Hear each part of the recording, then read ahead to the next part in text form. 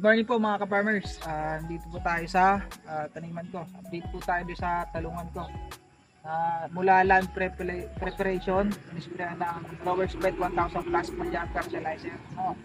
So ito po, malaki ng mga bunga niya. Yan, makikita nyo, okay na. Pa-harvest na to. So, mga ilang days, may malalaki na rin. Mga ilang days po, pa-harvest na to. Ito. Yan, kita nyo naman po. Ito na po yung update. So bali ito po, may na-harvest na dito ng 1 kilo. Hindi lang po na vlog kasi yun, may ibang kumuha. Yung pumangin ko, nakuha din. Saka doon. So marami na usang bunga. Yan. Kita nyo yung bulaklak. Yan. So Y pruning method dito na. Y. Naka-Y siya. Pero kung hindi ko po siya pre-noning, siguro ang lago po dito. Masangan na to. Ang dami ng sangan ito. So iba-iba po ng diskarte yung mga nagtataniman ho. So ito po yung diskarte ko. Kasi nga double row to. Pag hindi ko to pre-noning, malamang sa malamang crowded siyang masyado. Mahirap isprayan pagka ganon. No.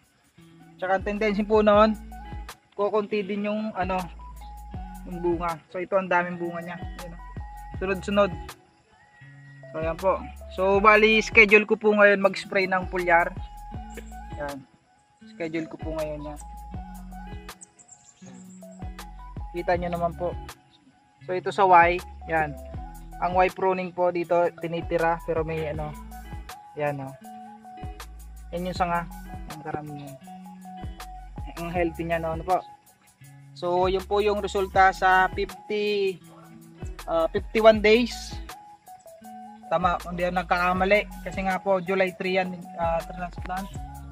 So bali na harvestan na po yan nung nasa 44 days. So yan na po yung update. Tingnan niyo naman po yung yung ganda. No. Yan. Yan, ganda. Yan. Walang sakit po yan. Kita nyo.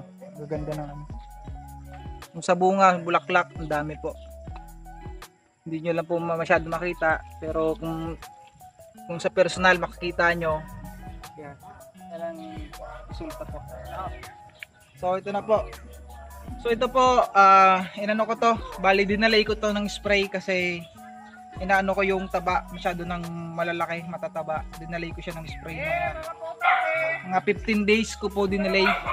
Kaya ito na po yung resulta para pumokus po siya sa mga bunga. Tapos pag in-sprayan mo naman, yun, kapit na kapit yung mga bulaklak. Tingnan nyo naman po dito yung bunga. Sa isang puno. Makaka-harvest po ako dito ng siguro 1 kilo. Sobra pa. Tingnan naman po. Yan. Tingnan nyo naman po yung bunga. Yan. Hindi siya ganito. Yung unang tanim ko hindi yan ganyan. Kadami yung bunga. Please follow our Facebook page and subscribe to our YouTube channel. Thank you.